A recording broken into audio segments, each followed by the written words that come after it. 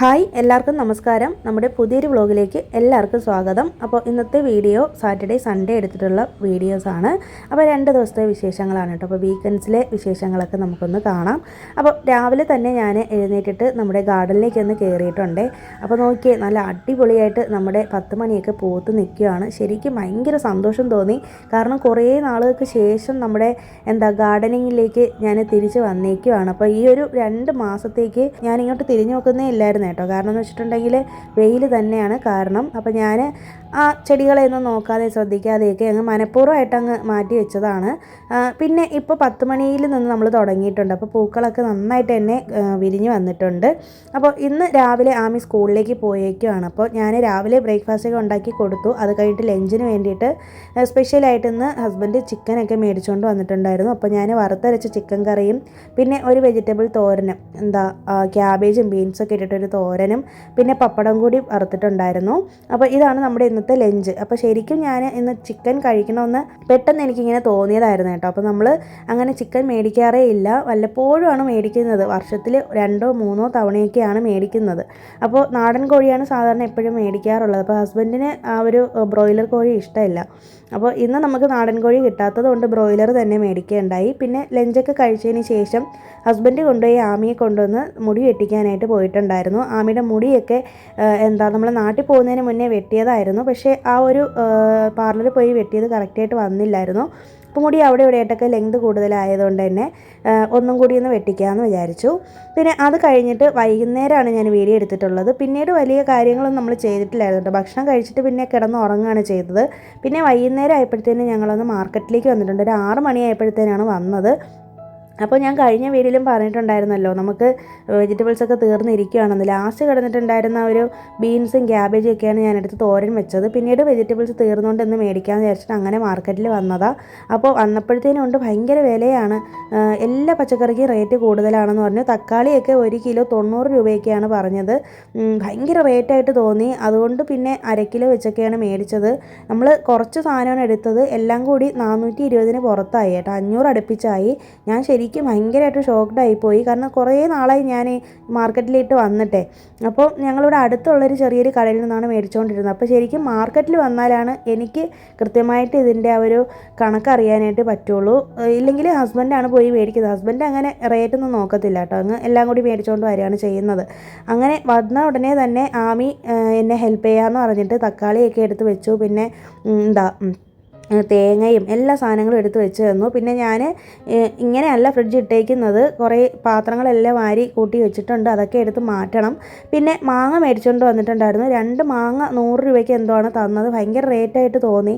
എന്നാലും സാരമില്ല, അച്ചാറിടാമെന്ന് വിചാരിച്ചിട്ട് മേടിച്ചുകൊണ്ട് വന്ന ഉടനെ തന്നെ ഞാൻ അച്ചാറിന് വേണ്ടിയിട്ട് അരിഞ്ഞൊക്കെ ഉപ്പിലിട്ട് വെച്ചേക്കുവാണ്. നാളെ രാവിലെയാണ് ഞാനിനി അച്ചാറിടുള്ളൂ. പിന്നെ ഇന്ന് നമ്മൾ ഉച്ചയ്ക്ക് വെച്ചിട്ടുണ്ടായിരുന്ന ചിക്കൻ കറിയും ദോശയും കൂട്ടിയാണ് ഡിന്നർ കഴിച്ചത്. അത് കഴിഞ്ഞിട്ട് സൺഡേ രാവിലെയാണ് വീഡിയോ എടുത്തിട്ടുള്ളത്.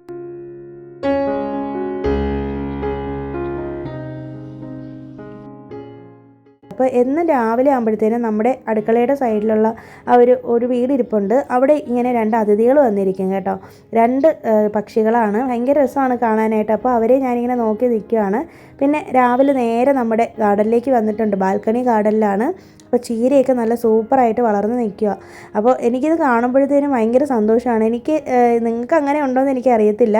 ഞാനിങ്ങനെ ഇടയ്ക്കിടയ്ക്ക് വന്നിങ്ങനെ എൻ്റെ ചെടികളെ നോക്കുന്നൊരു സ്വഭാവമുണ്ട്, നന്നായിട്ട് വളർന്ന് നിൽക്കുമ്പോഴത്തേന്. അങ്ങനെ ഞാൻ അതൊക്കെ ഇങ്ങനെ നോക്കി നിൽക്കുകയാണ്.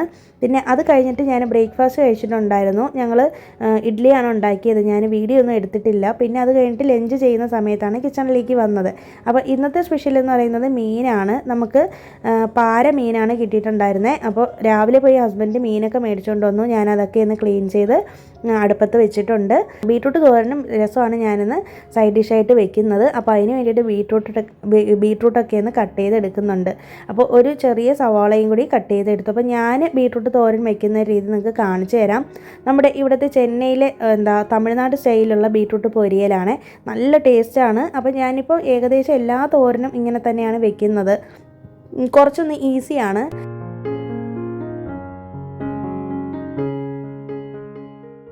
അപ്പോൾ അതിന് വേണ്ടിയിട്ട് മൺചട്ടി ഒന്ന് ചൂടാക്കിയിട്ട് കടുക് താളിച്ചു, കറിവേപ്പില ഇട്ട് കൊടുത്തു. അതിനുശേഷം ഇതിലേക്ക് നമ്മൾ ചോപ്പ് ചെയ്ത് വെച്ചിരിക്കുന്ന സവോള ചേർത്ത് കൊടുത്തിട്ടുണ്ട്. ഇത്രയും വലുതായിട്ട് തന്നെ കട്ട് ചെയ്തെടുക്കണം, എന്നാലാണ് ടേസ്റ്റ് കാണുള്ളൂ. പിന്നെ അതുപോലെ തന്നെ ബീട്രൂട്ട് നല്ല വലുതായിട്ടാണ് കട്ട് ചെയ്തെടുത്തത്. അതിനുശേഷം നന്നായിട്ട് എണ്ണയിലിട്ടൊന്ന് വഴറ്റിയെടുത്തതിന് ശേഷം പാകത്തിന് ഉപ്പും കൂടി ഇട്ടിട്ടൊന്ന് അടച്ചു വെക്കുന്നുണ്ട്. പിന്നെ ആവശ്യത്തിന് വെള്ളം വേണമെന്നുണ്ടെങ്കിൽ തളിച്ച് കൊടുക്കാം. ഞാനിപ്പോൾ ആദ്യം വെള്ളമൊന്നും ചേർത്ത് കൊടുത്തിട്ടില്ല കേട്ടോ, പിന്നീടാണ് തളിച്ച് കൊടുത്തത്. പിന്നെ ഇതിനിടയിൽ നമ്മുടെ മീൻകറിയൊക്കെ നന്നായിട്ട് പറ്റി വന്നിട്ടുണ്ട്. അതിലേക്ക് ലാസ്റ്റ് കുറച്ച് പച്ച വെളിച്ചെണ്ണയും കറിവേപ്പിലയും കൂടി ഇട്ടിട്ടൊന്ന് മാറ്റി വെച്ചു. പിന്നെ അതിന് ശേഷം ഫ്ലെയിം ഓഫ് ചെയ്തു. പിന്നെ ഇനി നേരെ കിച്ചണൊക്കെ ഒന്ന് ക്ലീൻ ചെയ്തിട്ടുണ്ട്. ഞാൻ എപ്പോഴും കുക്ക് ചെയ്യുന്ന സമയത്ത് നന്നായിട്ട് കിച്ചൺ ക്ലീൻ ചെയ്തിട്ടാണ് വെക്കാറുള്ളൂ. ഒരിക്കലും ഞാൻ വൃത്തിയില്ലാതെ കിച്ചണിൽ നിൽക്കാറില്ല കേട്ടോ. കാരണം മാക്സിമം ഞാൻ കിച്ചണിൽ വൃത്തിയാക്കി തന്നെയാണ് നിൽക്കുന്നത്. പിന്നെ ഇതിനിടയിൽ വാഷിംഗ് മെഷീനിൽ തുണികൾ ഇട്ടേക്കുവാണ്, അതുകൊണ്ടാണ് ആ ഒരു സിങ്കിൻ്റെ താഴത്തെ ഡോറ് നന്നായിട്ട് അടഞ്ഞിരിക്കാത്തത്. പിന്നെ കുറച്ച് മീൻ ഞാനെടുത്ത് പൊരിക്കാനായിട്ട് മാറ്റി വെച്ചിട്ടുണ്ട്. അപ്പോൾ കുറച്ച് മീനിൻ്റെ മുട്ട ഉണ്ടായിരുന്നു, ഞാൻ അതും കൂടി ഇതിലേക്ക് മിക്സ് ചെയ്ത് കൊടുത്തിട്ടുണ്ട്. അപ്പോൾ നമ്മുടെ ബീട്രൂട്ട് അവിടെ ഇരുന്ന് വേവുന്നുണ്ട്, മീഡിയം ഫ്ലെയിമിൽ ഇട്ടേക്കുവാണ്. അപ്പോൾ ഞാനിങ്ങനെ നോക്കിയപ്പോഴത്തേനും നമ്മുടെ ഫ്രിഡ്ജിൻ്റെ മേലെ ഉണ്ട് ഇതുപോലെ നമ്മൾ നാട്ടിൽ പോയിട്ട് വന്നപ്പോഴത്തേനും അമ്മ എനിക്ക് തന്നിട്ടുള്ള കുറച്ച് വിത്തുകളുണ്ടായിരുന്നേ. അപ്പോൾ ഇതെല്ലാം എക്സ്പയറി ഡേറ്റ് കഴിഞ്ഞതാണ്, 2019 എക്സ്പയറി ഡേറ്റ് കൊടുത്തേക്കുന്നത്. എന്തായാലും ഒന്ന് വെച്ച് നോക്കാം, വളരുന്നെങ്കിൽ വളരട്ടെ എന്നുള്ള രീതിയിലാണ് വെച്ചേക്കുന്നത്. അങ്ങനെ ഞാൻ കിട്ടിയ വിത്തുകളെല്ലാം എടുത്തൊന്ന് പാക്കറ്റൊക്കെ പൊട്ടിച്ചെടുക്കുന്നുണ്ട്. അപ്പോൾ വൈകുന്നേരം കൊണ്ടുവന്ന് നമ്മുടെ ഗാർഡനിൽ കൊണ്ടുവന്ന് വെക്കാമല്ലോ എന്ന് വിചാരിച്ചു. വെജിറ്റബിൾസിൻ്റെ വിത്തുകളാണ്, ചീരയും പാവയ്ക്കയും എല്ലാം ഉണ്ട്, വള്ളിപ്പയറെല്ലാം ഉണ്ട്. എന്തായാലും എക്സ്പയറി ഡേറ്റ് കഴിഞ്ഞതുകൊണ്ട് എനിക്ക് അത്ര വിശ്വാസമൊന്നുമില്ല, എന്നാലും വെച്ച് നോക്കാം. അങ്ങനെ അതെല്ലാം എടുത്തൊന്ന് വെച്ചിട്ടുണ്ട്. മറന്നു പോകാതിരിക്കാനായിട്ട് കിച്ചണിൽ തന്നെ എടുത്ത് മാറ്റി വെച്ചു.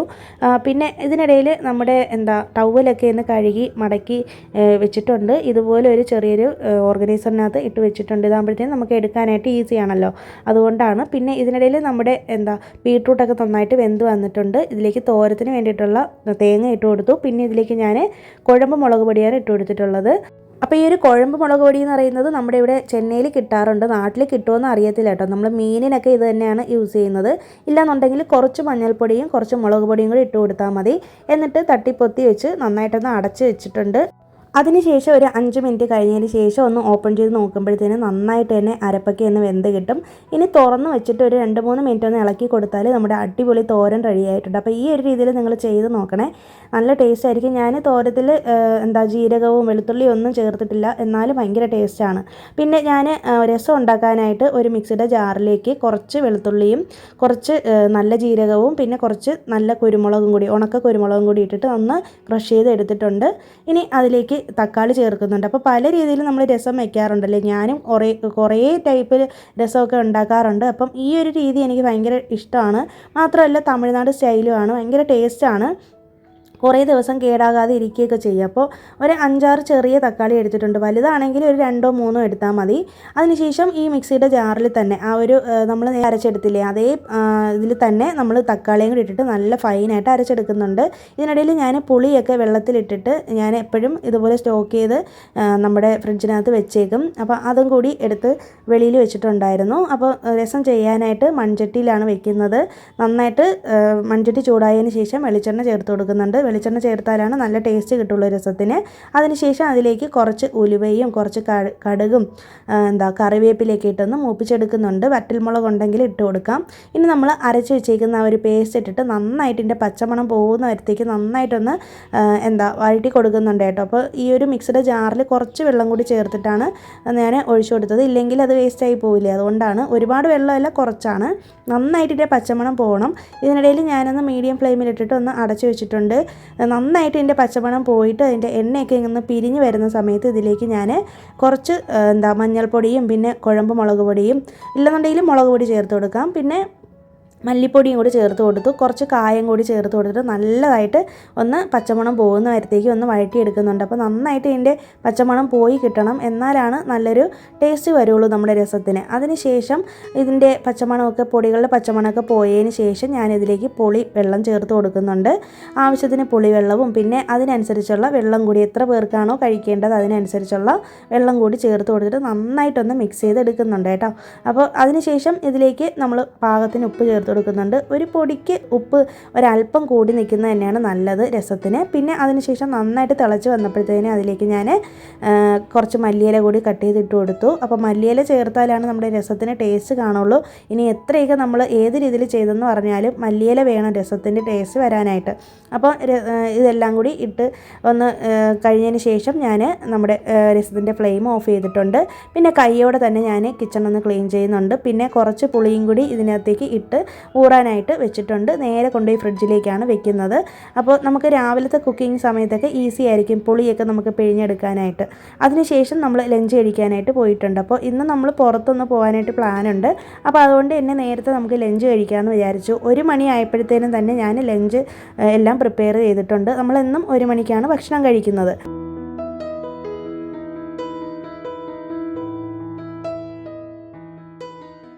അപ്പോൾ ലഞ്ചൊക്കെ കഴിച്ചതിന് ശേഷം ഞങ്ങളിന്ന് പുറത്ത് പോകാനായിട്ട് റെഡി ആയിട്ടുണ്ട്.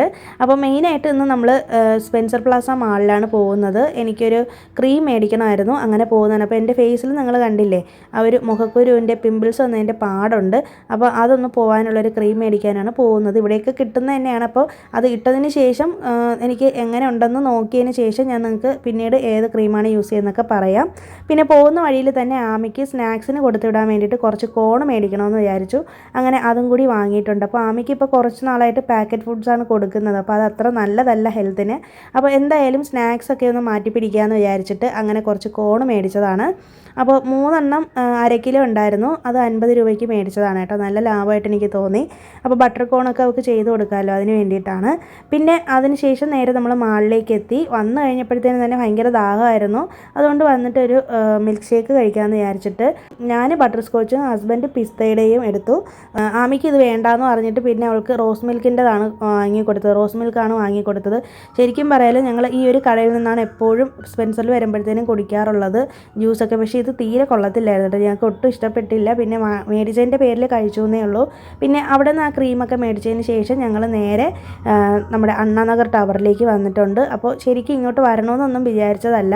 ആമിക്കാണെങ്കിൽ കുറേ നാളായിട്ട് പറയുന്നുണ്ട് പാർക്കിൽ വന്ന് കളിക്കണമെന്ന്. അപ്പോൾ നമ്മൾ കഴിഞ്ഞ 2 ആഴ്ചയായിട്ട് പുറത്തൊന്നും പോയിട്ടില്ലായിരുന്നു കേട്ടോ. അപ്പോൾ നമ്മൾ കുറേ നാളുകൾക്ക് ശേഷം പുറത്തേക്ക് വന്നതാണ്. സാധാരണ എല്ലാ ഞായറാഴ്ചയും അല്ലെങ്കിൽ ശനിയാഴ്ചയെങ്കിലും ആമിയും കൊണ്ട് പുറത്ത് വരുന്നതാണ്. അപ്പോൾ ഞാൻ തന്നെയാണ് ഹസ്ബൻഡിനോട് പറഞ്ഞത് നമുക്കിനിയിപ്പോൾ 2 ആഴ്ചത്തേക്ക് പുറത്ത് പോകണ്ടെന്ന്. ശരിക്കും വീട്ടിലിരുന്ന് ബോറടിച്ച് തുടങ്ങി. അപ്പോൾ വീട്ടിലിരുന്ന് ആകെ തലയ്ക്ക് ഭ്രാന്ത് പിടിക്കുന്ന പോലെ ഒരു അവസ്ഥയായിപ്പോയി. കാരണം നമ്മൾ മാത്രമാണല്ലോ ഉള്ളത്. അപ്പോൾ ഹസ്ബൻഡും നൈറ്റ് ജോലിക്ക് പോവും. പിന്നെ ഞാനും ആമിയും മാത്രമാണ്. ആമിക്ക് വേറെ എൻ്റർടൈൻമെൻ്റ് ഒന്നും ഇല്ലാത്തത് കൊണ്ട് ഒറ്റയ്ക്ക് ആയതുകൊണ്ട് അവളെയും കൊണ്ട് അങ്ങനെ വരാമെന്ന് വിചാരിച്ചിട്ട് അങ്ങനെയാണ് ഞങ്ങൾ പാർക്കിലേക്ക് വന്നത്. വന്നു കഴിഞ്ഞപ്പോഴത്തേനും കണ്ടില്ലേ അവളുടെ സന്തോഷം. ഓടിച്ചെന്ന് ഈ ഒരു കളിക്കുന്ന പാർക്കിൻ്റെ അവളുടെ ഏരിയയിലേക്ക് വന്നിട്ടുണ്ട്. അപ്പോൾ കുറേ നാളായിട്ട് ഇങ്ങനെ പുറത്ത് വരാതിരുന്നതിൻ്റെ ഒരു സന്തോഷമാണ് ആമിയുടെ മുഖത്ത് കാണുന്നത്. അപ്പോൾ ഞാനിങ്ങനെ കുറച്ച് നേരമൊക്കെ അവളുടെ അടുത്ത് നിന്നു. അതിനുശേഷം ഹസ്ബൻഡ് വന്നിട്ട് അവളെ ഹെൽപ്പ് ചെയ്ത് കൊടുത്തു. അങ്ങനെ കുട്ടികൾക്കും ഒരു റിലാക്സേഷൻ ആവുമല്ലോ. പിന്നെ മാത്രമല്ല ആമിയെ ഞങ്ങൾ അങ്ങനെ രണ്ടുപേരും പഠിക്കുന്ന കാര്യത്തിൽ ഭയങ്കരമായിട്ട് അങ്ങനെ ഫോഴ്സ് ചെയ്യാറില്ല കേട്ടോ. അവളെ ഇങ്ങനെ കൂടുതലും കളിപ്പിക്കാനും ഒക്കെ തന്നെയാണ് നമ്മൾ ശ്രമിക്കുന്നത്. കാരണം എപ്പോഴും കുട്ടികളെ ഇങ്ങനെ പഠിക്കാനായിട്ട് ബുദ്ധിമുട്ടിച്ചുകൊണ്ടിരുന്ന് കഴിഞ്ഞാൽ അവർ പഠിത്തം തന്നെ വെറുത്ത് പോവില്ലേ. അതുകൊണ്ടാണ്. അപ്പോൾ അതുകൊണ്ട് മാത്രമല്ല പിന്നെ അവൾക്കാണെങ്കിൽ ഈ ഒരു വെക്കേഷൻ കഴിഞ്ഞപ്പോഴത്തേനും പഠിത്തത്തിലൊരല്പം മടിയൊക്കെ തുടങ്ങിയിട്ടുണ്ട്. അപ്പോൾ അതിൻ്റെ ഒരു ഇതൊക്കെ കൺസിഡറേഷൻ കൊണ്ടാണ് പിന്നെ 2 ആഴ്ചത്തേക്ക് പുറത്ത് വരാതിരുന്നത്. പക്ഷേ എന്നാലും കുട്ടികൾക്ക് അതൊരു മാനസികമായിട്ടൊരു ഭയങ്കര ബുദ്ധിമുട്ട് തോന്നും. നമുക്ക് വലിയവർക്ക് പോലും പറ്റുന്നില്ല വീട്ടിലിരുന്നിട്ട്.